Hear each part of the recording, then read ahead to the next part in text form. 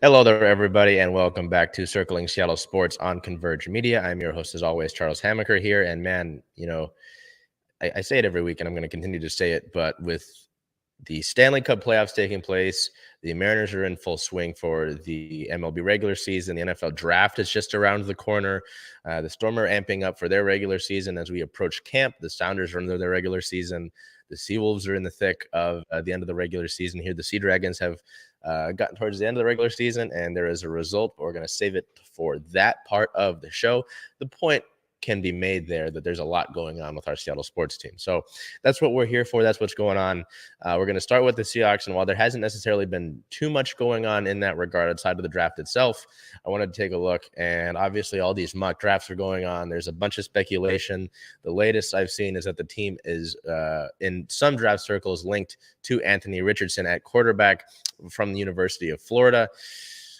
If that happens, I'm not entirely sure. They haven't been talked about around many other quarterbacks in this draft, just Richardson primarily. But when we look at this draft coming up on the 27th here at 5 p.m. Pacific time, 8 p.m. Eastern, with the number 5 overall pick, there are two different ways I want to look at this. Who I think the team end up selecting is defensive lineman Jalen Carter out of the University of Georgia. He's been tied to the Seahawks. A lot of teams are probably going to skip on him with the first few picks. There's been talks that at least 2 or 3 quarterbacks will go in that top 5. The Texans are sounding like a team that does not want to go with the quarterback in this year's draft.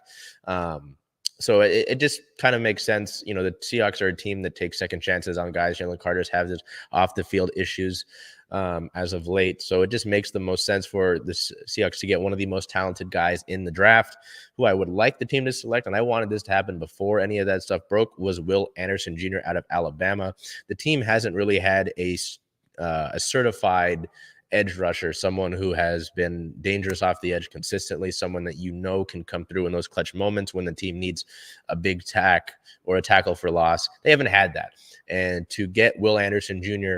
Out of the University of Alabama would make the most sense, but he's also highly regarded within those top 4 picks ahead of Seattle. So it would make sense if he goes ahead of the Seahawks pick. That's also why I think the team will end up with Jalen Carter. Will Anderson Jr. has been regarded as one of the most, if not the most talented players in this draft. So he might just go top 4 and not be available for Seattle with that number 5 overall pick. So I think the team gets Carter. I would like for them to get Anderson Jr. That is, again, the NFL draft at April 27th at 5 p.m. Pacific time. We move over here to our Mariners, who played the last 6 games of a 9-game homestand over the past week, but the middle series of those 3 was the Milwaukee Brewers, formerly the Seattle Pilots. So 3 games over the Brewers. The Mariners would not come out with a win in any of them. April 17th versus the Brewers, a 3-7 loss. Our player of the game, catcher Cal Raleigh, 1 hit, 1 run, 1 RBI, and 1 walk on the day. Cal with a solo homer and is able to get a walk as well. Our photo of the game here from the 17th by Live Lions. Here you can see Julio getting doused with water in the dugout there. This was before the announcement of the introduction of the trident that the Mariners use after every home run. So Julio just getting doused there in that one. April 18th versus the Brewers, a 5-6 loss in 11 innings. Our play of the game, catcher Cal Raleigh, 2 hits, 1 run, and 2 RBIs.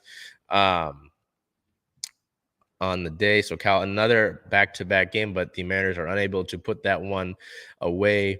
Unfortunately, they had great opportunities in extra innings, but weren't able to come through. Our photo game here by Live Lions.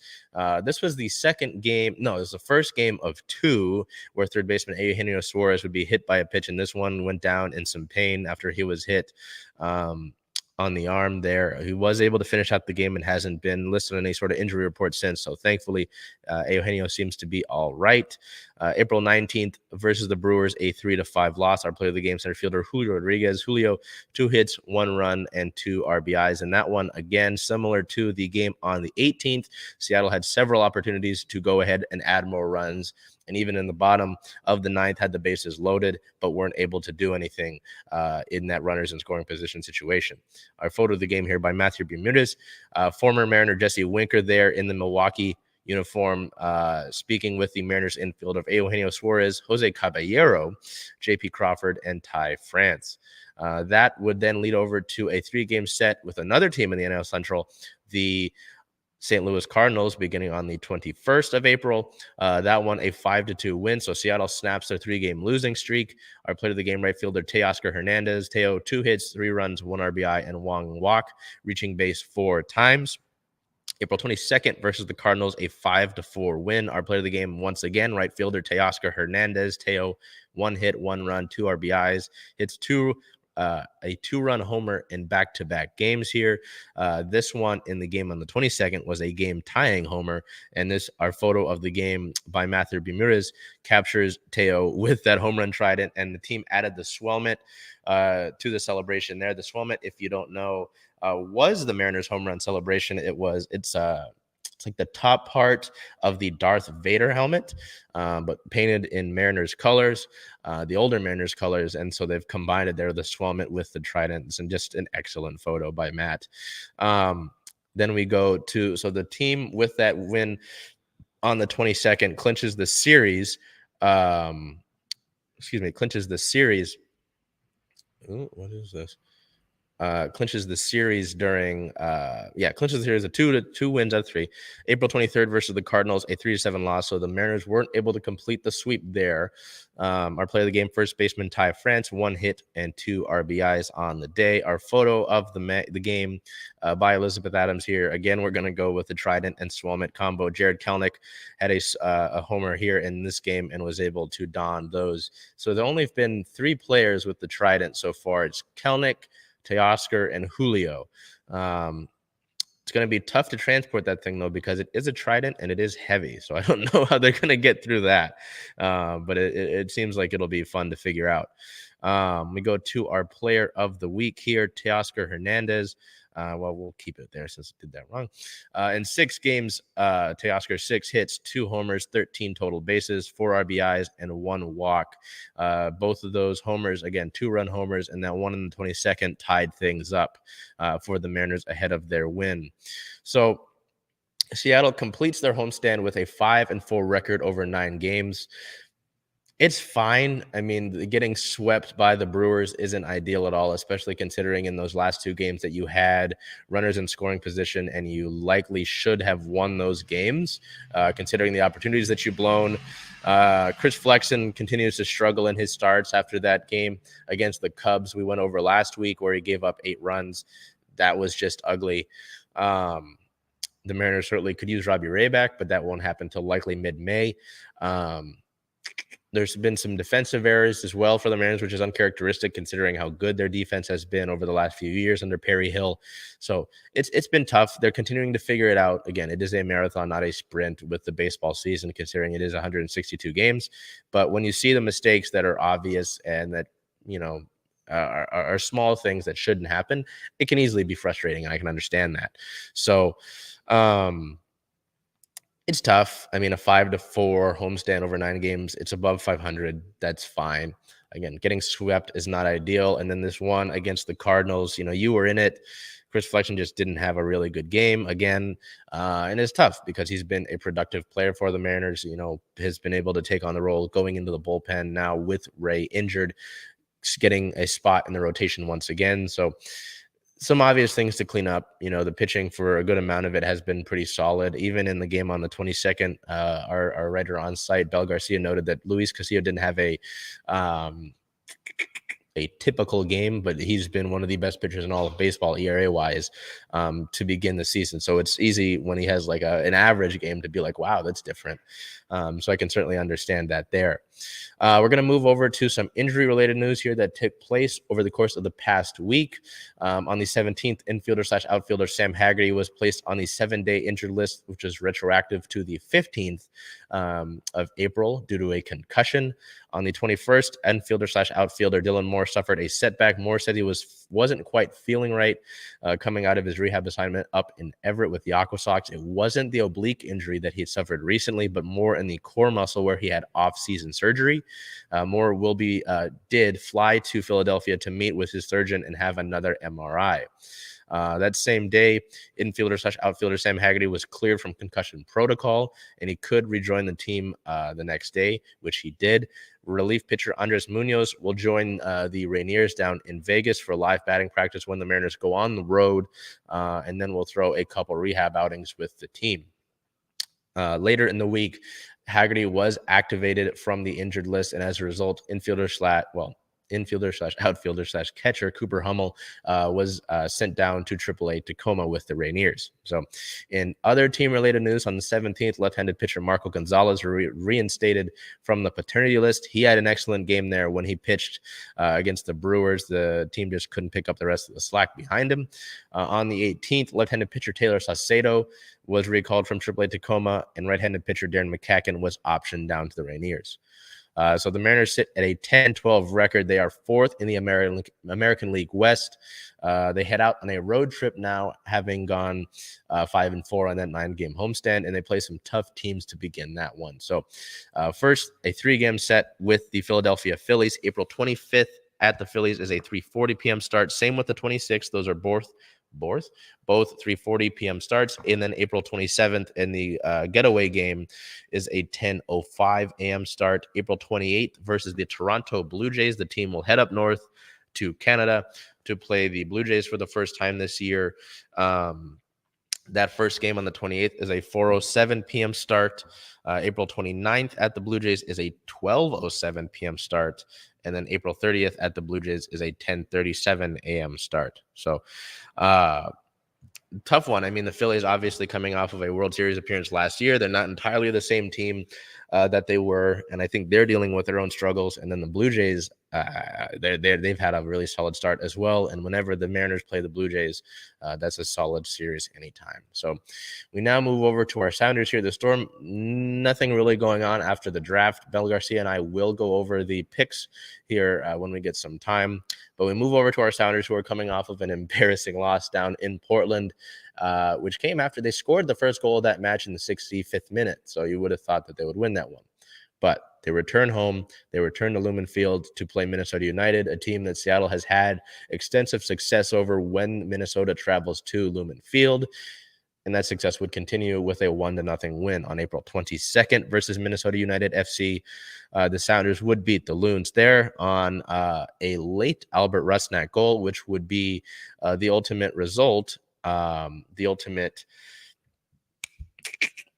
It would be the game winner. Sorry, had to get that out there. Game winner scored by Rusnak, who really isn't the biggest goal scorer. He would finish. He would be our player of the match with an 8.4 match rating on 1 goal, 3 shots, and 89% passing.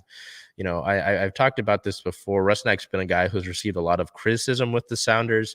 You know, he isn't the biggest goal scorer, and a lot of folks don't see his sort of underlying impact on the team. But you know, ultimately, he was able to get this winner here. He's got a lot of great stats when it comes to the buildup of things. And it was just nice to see Albert get this result after sort of being quiet for a good amount of the season. Again, he's going to be a key contributor to this team going forward, and it's just nice to see that sort of thing where he's able to contribute, get a game winner, and a key victory for the Western Conference. You know, the Sounders, with that loss to Portland, didn't drop too much, but it's still important to note that he had this one, and it was a good victory. So our photo of the match here by Liz Walter here with Albert. In those, the Sounders were wearing their it was Earth Day this weekend, so they're wearing their Adidas Earth Day kits, which is all, you know, recycled material. It was interesting. I mean, that's a really interesting sort of seafoam color, so I wouldn't say I'm the biggest fan of it, but they got the win in it, so I can't complain too much. So, I mean, this was a match. Minnesota, they their newest addition had a really solid chance for them, but the Sounders didn't allow much. They would pick up another clean sheet in that building. I believe it was 5 clean sheets to open the year at Lumen Field, which is a club record. Could be a little bit wrong on that. But the Sen no, I mean, outside of the Portland match, you could look at the entire scope of the season and be pretty happy with it. That 4-1 loss down in Portland, that's ugly. There's nothing to be proud of there. That one's just really frustrating. The loss to Cincinnati, you should have had an equalizer, and you probably shouldn't have given that goal up anyway. But you played well against a Cincinnati team that's near the top of the league in standings. And then the draw with LAFC here in Seattle, I'm sure you could say, hey, they should have won that one considering the amount of chances they had.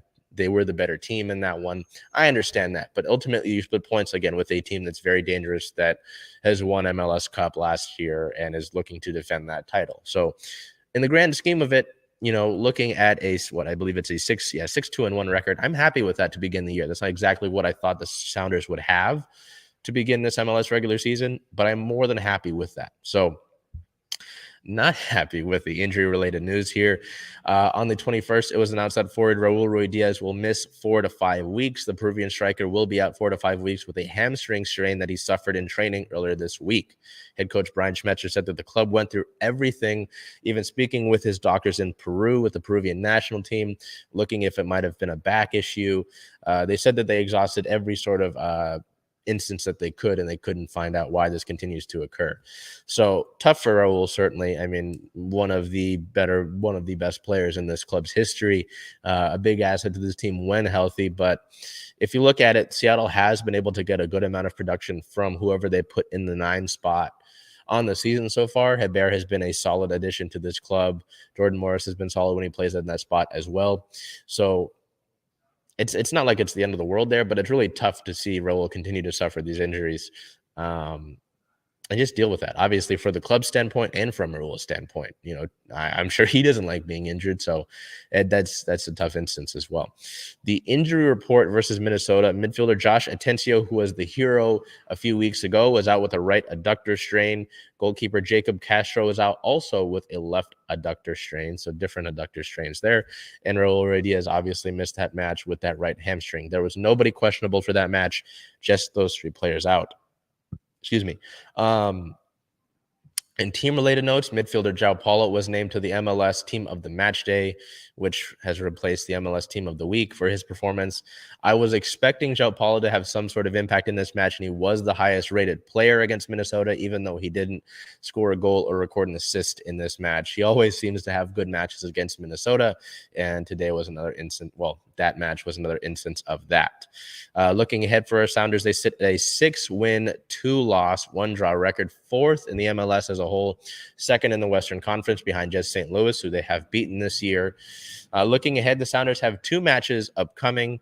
One is a U.S. Open Cup match down at Starfire. It is at Starfire, so be aware of that.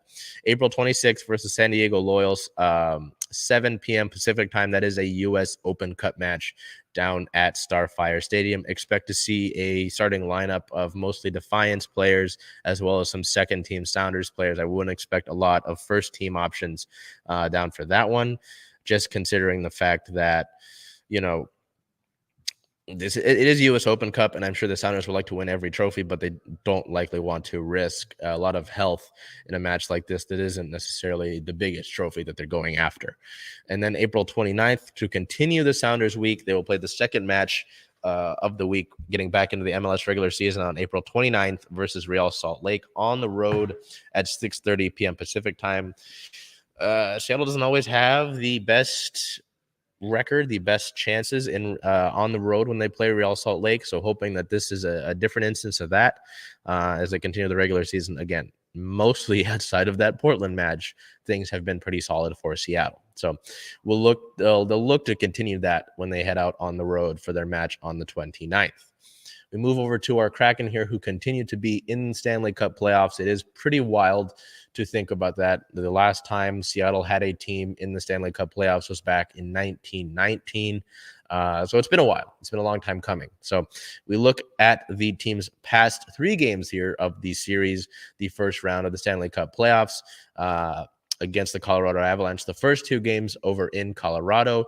Seattle would win game 1 in Colorado to stun the home crowd and the Avalanche themselves with a 3-1 win. Our player of the game, Philip Grubauer in goal, 34 saves, a .971 save percentage, and 2.63 goals saved above expected. If you don't know what that means that basically Colorado should have had 2 more goals than they ended up resulting in, but Grubauer played well enough to stop that. So Seattle would take a 1-0 series lead in that one. That was more than most people expected. A lot of the media and the general country had expected the Avalanche to roll over Seattle and do so pretty easily, but the Kraken put up a good fight here and took game 1. In game 2, it seemed like things were going to continue to roll. They were going to continue to stun the crowd and just about everybody as the Kraken jumped out to a 2-0 lead. But when unfortunately allow the next 3 goals unanswered and would fall to the Avalanche in game 2 on the 20th. Our play of the game forward, Yanni Gourde, 2 assists, 2 points, 1 ±, 2 shots, and 4 hits for Gourde there. This one was a tough one. Again, the 2-0 lead, you kind of got to have that. And Seattle just kind of ran out of gas. It's always talked about how in Colorado, when you play in Colorado at elevation, that the third or the fourth day really get to you. And it seemed like this was the case. Seattle looked like they ran out of gas in the second and third period, and they just weren't able to maintain the hot start that they had to begin that game. They weren't able to continue that waves and waves of pressure sort of play that they had. And they ultimately fell through. I mean, this is an Avalanche team that's really good. They won the Stanley Cup last year. They're missing a few key players from that team. But ultimately, this is relatively the same team and a really solid team, too. They won the NHL Western Conference Central Division. They're a really solid team. And it's just, you can't expect to roll over them entirely. They're a damn good team, and they were expected to win this series without any trouble. So coming out of the first 2 games in Colorado with a 1-1 record is I'm sure a lot of people would take that. Coming back to Seattle for game 3 on the 22nd, Seattle would lose that game by a score of 4-6. Our player of the game forward, Jaden Schwartz, 2 goals, 2 points, 4 shots, 2 hits, and 2 takeaways. He would score the first power play goal of the entire series, that is between Seattle and Colorado, in the dying minutes to put his goal total to 2. Our photo of the game from that one by our photographer on site, Liv Lyons.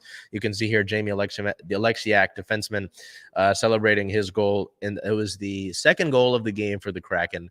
The first in the second period. 19 seconds later, teammate Matty Beniers would score to tie things up at 3 heading into the second intermission. And it was all this hope, right? You tie the game.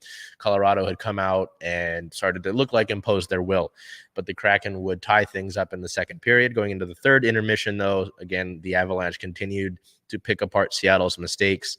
And it just resulted in Colorado, again, pulling away and continuing to show their impressive play. Their top superstars would show up in this game. Nathan McKinnon, Cale Makar, Mikko Rantanen would all have a part in this win, which is something that the Kraken have been able to limit in those first 2 games. So we'll look at it here in a second after we go over our player of the week. I went with Philip Grubauer, despite the fact that the Avalanche won the last 2 games. And obviously you look at the 6 goals, it's tough. You can take one of those goals away, considering one of them was an empty netter.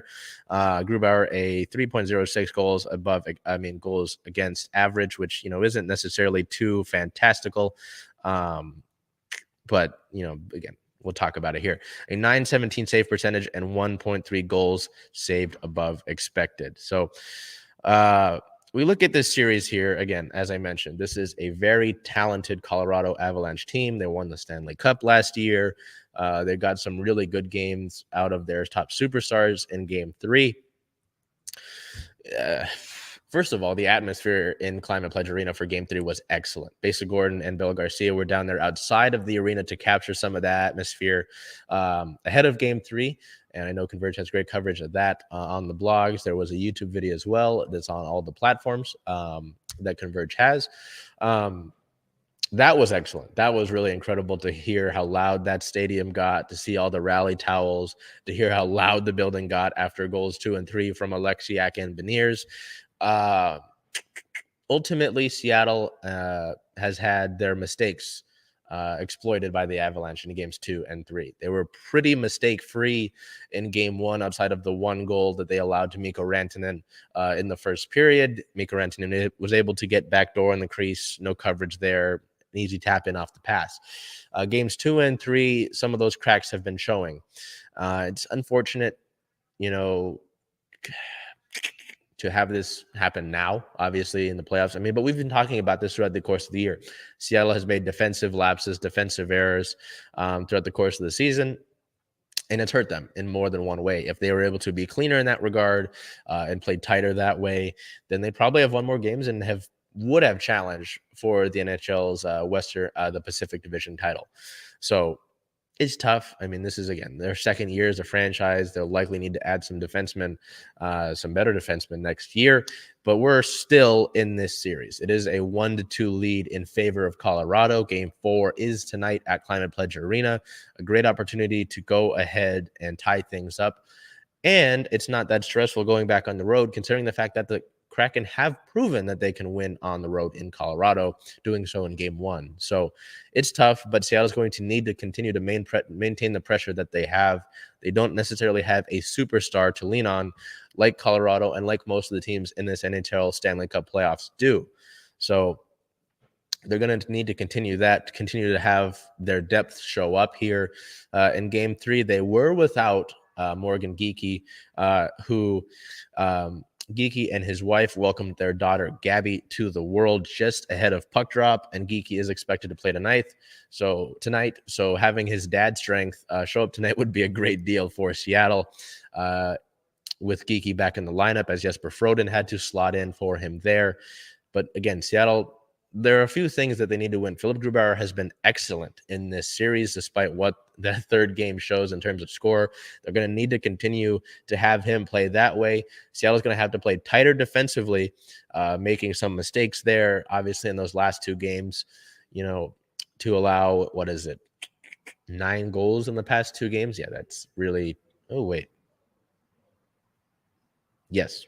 Oops. 9 goals in the past 2 weeks. That's tough. And obviously that third thing, I got to show all 3. That third thing is continuing that waves of pressure. That depth in the forward lines and even the defenseman pairings is why Seattle has gotten to this point in the first place. So they need that to continue in order to have that fighting chance, in order to win tonight and possibly win in game 5 back in Colorado and force a game 6 here in Seattle. So that's all that. We don't have any injury news, thankfully. We look ahead to this upcoming week for the Kraken. As I mentioned, game 4 is here in Seattle tonight at 7 p.m. Pacific time against the Avalanche. I know there is a watch party in the Armory.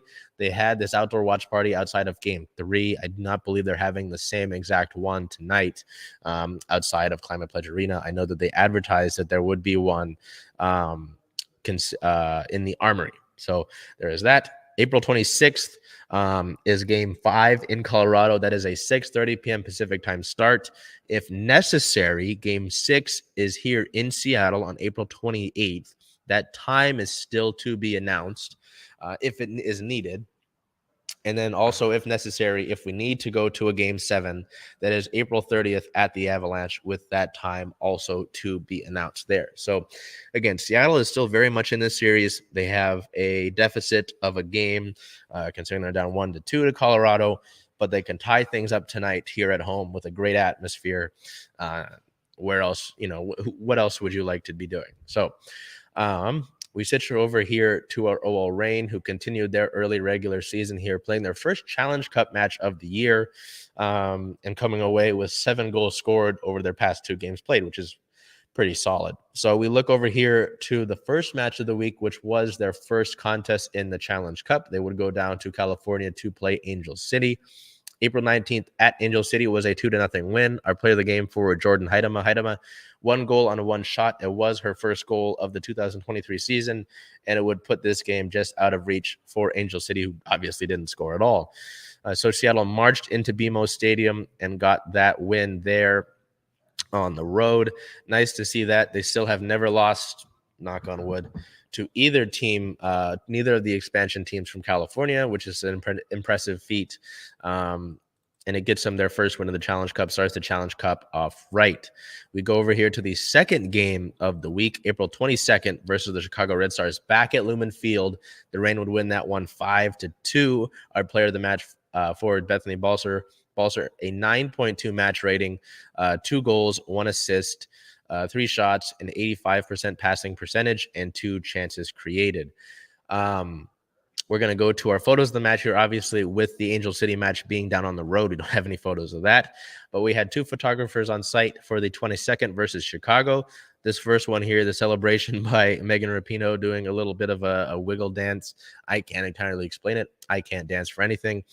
Taken by Liv Lyons here. Right in front of Liv, you can see the reaction from the rest of Rapinoe's teammates, and even Jess Fishlock doing, paying some sort of tribute there. And then we have this other photo taken by Liz Walter of the initial celebration where Rapinoe came over to the crowd and started to celebrate there. So this match, I mean, the match against Angel City, it was nice to see that just Fishlock scored the first goal and did a chicken dance. So that was interesting. The dances around the Reign continue to just get, this is something that's going to continue to develop, I'm sure. Our player of the match, Bethany Balser, even had a few different ones where she came over to the bench and there were props to these celebrations. So that was interesting to see. This past week as a whole, though, to see those 7 goals take place, it was good to see for the Reign, considering that, especially the Chicago match where you score 5. Last year, they struggled with a lot of finishing opportunities to begin the year. They've done the same thing, still struggling with finishing here. But to see Balser get in there, the first goal on some great build-up play, a pass into the box by Veronica Lasco, Jordan Haidam, a great dummy to pretend that she's going to either receive the ball or shoot it. Leads right to Balser, who all she had to do was give it a strong kick into the goal. And then the second one, I wrote about it in the article. Effectively, it looked like she dunked on whoever she was contesting the header for. As she, the Red Stars player was in great positioning to clear that header, but Balser just got up higher and just absolutely bodied her for that second goal. Both of those scored within a 5-minute stretch. And then Fishlock was able to score as well, a brace. So it's the first time in club history that 2 players have had a brace. Overall, just really, really solid for the Reign there. And that's what you like to see. The 2 goals were some defensive lapses. The first one, all the Reign players had shifted towards the goal line where the cross was coming to, leaving Aaron Wright of Chicago wide open with enough space to just fire away. And then the second one was also a lapse in play. So, the Reign, who are historically really solid defensively there under Laura Harvey, with this back line, with Valentillas Joyce and net, those can be corrected, but what's really, again, exciting to see is the finishing that the club has had there over these past 2 matches. So you're hoping that continues going forward. The injury report against Angel City, midfielder Angelina continues to be out with a season-ending knee injury. She's working back to that. She is practicing with the team lately, which is a big step forward for her, and she was obviously going to be out for the Chicago match as well. Rose Lavelle was out with a leg injury, and defender Phoebe McLaren is out with a back injury. Questionable for that Angel City match, Bethany Balser with a hamstring, Sam Hyatt with a leg injury, and Olivia Vanderyacht with a hip injury. Out versus Chicago, again, Angelina. Rose Lavelle continues to be out with a leg injury. Head coach Laura Harvey said they're progressing with her, did not provide a timetable for Rose, but you have to imagine that with any injury with Rose Lavelle, the Reign are going to be cautious, as Lavelle will be featuring with the U.S. Women's National Team in this year's Women's World Cup later on in the year. Phoebe McLaren continues to be out with a back injury. Quinn, midfielder, was out with a leg injury. Head coach Laura Harvey said that injury is initially, this is going to sound bad, but when it's compared to what it is, compared to what it could have been, it sounds better. Laura Harvey said that this is more of a weeks issue as opposed to a long-term issue. So it sounds like Quinn's injury missed out on being something more long-term, and that they will be fine and should be back within the next few weeks. But thankfully, the Reign do have some semblance, some really nice depth at the midfield position. Also, continuing with the midfield sort of theme here, Olivia van der Yacht was out in this match with an excused absence. So nothing sort of team-related news here. In league-related news, there's some stuff happening around the NWSL and as well with news about the 2027 Women's World Cup. In Kansas City, they have fired their manager, Matt Potter. He was out in Kansas City for issues around his leadership and employment responsibilities. So that's an interesting departure there. And the Utah Royals, the newest expansion team that will join the league next season, have named their head coach, former U.S. women's national team star Amy Rodriguez, who has been a two-time NWSL champion and has won the Women's World Cup before, becomes manager over in Utah. And then lastly, the U.S. and Mexico announced a joint bid to co-host the Women's World Cup in 2027. Seattle would likely be one of the host cities for that, meaning that back-to-back years of the World Cup and having grass means that Lumen Field would likely move to a permanent grass field. So looking ahead, the Reign sit at a 3-win, 1-loss, no draws record in the regular season, a 1-win record in the Challenge Cup. So they sit at a second place in the league table with 9 points for the regular season, and first in the Western Division in the Challenge Cup with 3 points. Looking ahead, their next match, April 29th, they head out on the road to play Racing Louisville with a 4:30 p.m. start. There's not too much of a book on Louisville here, but you're looking, I talked about it pretty extensively in the first one. I'm not too worried about the defensive side of things for the Reign, considering how strong they've been, how strong that back line has been for them, as well as obviously Valentila's Choice's continued rise. But that finishing, if they can maintain that, they're going to be a dangerous team throughout the year. Yeah, Louisville, 3 draws on the year and a loss, nothing too exciting. Their goal differential is not too horrible. They do have a -2 goal differential. Louisville just kind of seems like they're middling for this point in time.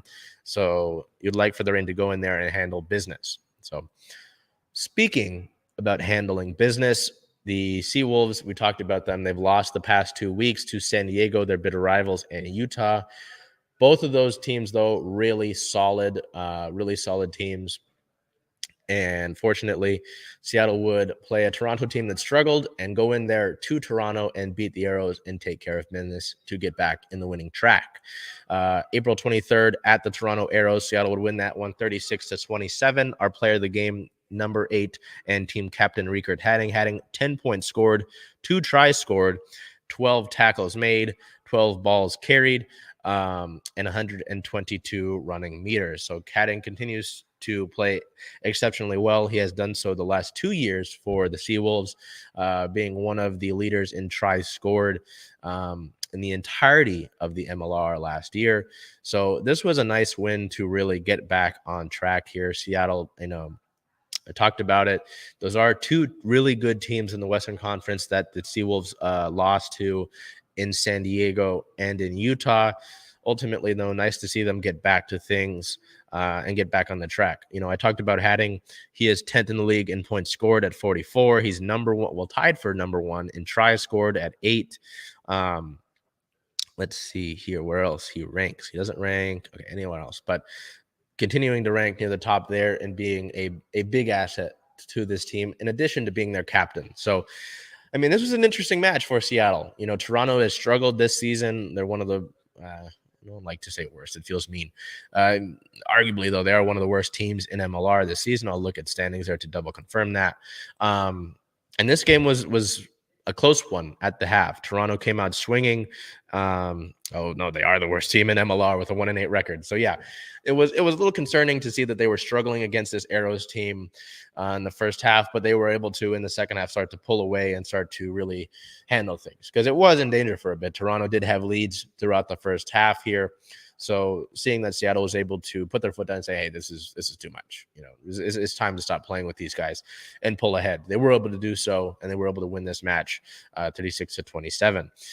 Because of the fact, though, that it wasn't too big of a win, they didn't get enough standing points to move up too far or move up much at all in the MLR standings. They do sit at a 7-2 record with 34 standings points, good for fourth in the entirety of the MLR. They would be in the top two in the Eastern Conference, though. But because of the fact that San Diego and Houston continue to play, so I believe it's Houston. Double check that. San Diego and Houston. Yeah, San Diego and Houston continue to play so well. Seattle sits at third place in the Western Conference. They'll get a chance to really continue this win, build a little winning streak here, and perhaps add on to their standings points when they play the 1-8 Dallas Jackals at home April 28th with a 7 p.m. Pacific time start. So they come back home to Starfire Stadium, having taken care of business. They play a Jackals team that has struggled through the first two seasons. They've been a franchise in MLR. Seattle scoring 70 points against the Jackals last year at home. So you'd like for them to see, continue this winning ways, get back to basics, continue to do things up, but also score enough points and hold Dallas to enough to where Seattle can add on more standings points. So that one, 7 p.m. Pacific time, April 28th at Starfire Stadium. We head over to our Sea Dragons here, who I hit you here with all these tiebreakers, and this needs to happen, and they did you score this many points. With a St. Louis Battlehawks, they did beat the Orlando Guardians, but they didn't hit certain thresholds enough to guarantee their playoff spot. So that led for Seattle the next day to only really need to win in order for them to advance and to secure a playoff spot. I know that everybody was all confused with all these tiebreakers, but the NFL has these tiebreakers as well. But because of the fact that the XFL only plays a 10-game season, the tiebreakers played more of a role here than they would in the NFL. So April 23rd versus the Las Vegas Vipers, a 28-9 victory. Our player of the game, wide receiver Josh Gordon. Gordon, 9 receptions for 115 receiving yards. Ben DiNucci had a solid game. He did have 3 passing touchdowns, but he did throw 2 interceptions. Some struggles there, but Seattle would pull away. A scoreless first quarter and a relatively quiet first half.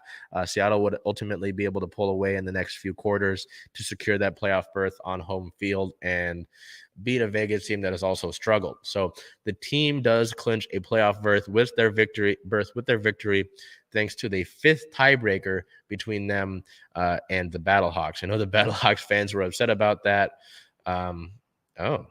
Aaron Rodgers just got traded to the Jets. Okay, care less. This was a game that, obviously Seattle needed to win. There was they needed to score this amount. There were very few instances where Seattle would miss out on a playoff berth. So effectively, all they did need to do was win, and they were in. And Seattle has been regarded as one of those teams to where if they get into the playoffs, they're a team to watch. You look at their record, their first 2 losses were they've lost 3 games. 2 to DC and 1 to St. Louis. Those first 2 and the first 2 of the year, DC, they should have won it. They had the ball on the goal line and they fumbled within the dying minute. And then against St. Louis, they gave up a last-minute drive for them to kick a field goal. And then this game against DC, the second game a few weeks ago, was only by 1 point. They only lost by 1 point to the Defenders, who are going to play in this playoff matchup. So Seattle is very much in contention for this. They are very much a team to watch in the playoffs, considering their offense and their defense has played really well too throughout the course of the year. They've had some struggles at certain points, but their defense certainly is a big part in this. I know the offense has gotten most all of the attention for this Sea Dragons team, but the defense has played a really solid role as well. So we look ahead to the XFL playoffs, where the Sea Dragons will play the DC Defenders in the North Division Championship game. If they win, they head to the XFL Championship. So Seattle has a 7-3 record. They sit at third in the XFL North. Well, wait, I don't know if that changes. Let's look. Regardless, they are headed to a playoff game. XFL website is slow. Look over here too. So I don't know if they ultimately ended up. No, they did. Okay, so they ended up at second in the XFL North, obviously. They got the playoff berth. April 30th at the DC Defenders with a 12 p.m. Pacific time start, 3 p.m. Eastern. This game will be streamed on ESPN, so you don't have to look too far. Or if you want to watch it on ESPN Plus as well, you have that option. So again, Seattle has stacked up well against the Defenders this year. They should have a 2-0 record against them, having had the ball on the goal line in week 1 and only losing by a point in their second competition. So this it's hard to beat a team anytime in any league 3 times in 1 year, except for baseball. That's different. So Seattle has a really solid shot. They're going to need a really complete game offensively, got to cut down on the turnovers, and they need their defense to show out once again. So we look over here to our stars of the week, and because of the history they made and because of the impact they had in their win, you could easily put, well, this is differentiating from what I just said, but you could easily go with the Sea Dragons here, considering that they clinched the playoff berth. But I went with Bethany Balser and Jess Fishlock, both of them, again, recording braces in that win. Fishlock, would have expected her to get subbed off at some point, but she was able to play the majority of this match and score that brace. Also, because she had the funny dances this week, so you got to factor that in as well. Bethany Balser, again, someone who has been doubted at just about every stop of her playing career, going to a small college in Michigan. She did win the 2019 Rookie of the Year in NWSL. She was second in goals scored in all of the league in 2021. She was top 10 in the league in scoring last year, and is up to a hot start this season. Both of them are big reasons why this club is so successful. Fishlock having won MVP a few years ago of the entire league, and a seasoned veteran. Balser in her 4th year in the NWSL. So kind of different situations there, but both of them very, very important reasons why a Reign club is so successful. So finishing up star of the week, with that Sea Dragons playoff berth, we'll look at the past with the 2022 to 2023 seasons so far. The Seahawks made the playoffs. The Mariners made the playoffs. The Storm made the playoffs. Sounders won CCL, but they didn't make the playoffs, so I guess take that off. The Kraken have made the playoffs. The Reign made the playoffs last year. The Seawolves made the playoffs last year, and now the Sea Dragons have made the playoffs. So that is 7 of the 8, well, now 9 teams if you include the cricket team, but 7 of 8 if you don't include the cricket team have made the playoffs within the last 2 years, last 2 seasons. It's pretty damn good. So with that being said, I've got to head off to Game 4 tonight for the Stanley Cup Playoffs with our Kraken hosting the Avalanche. Till we see you next week for the end of the month of April. Well, no, by the time I see you next week, it's the beginning of May. So until I see you in the month of May, take care of yourselves, be well, and do whatever you can to make today a great day.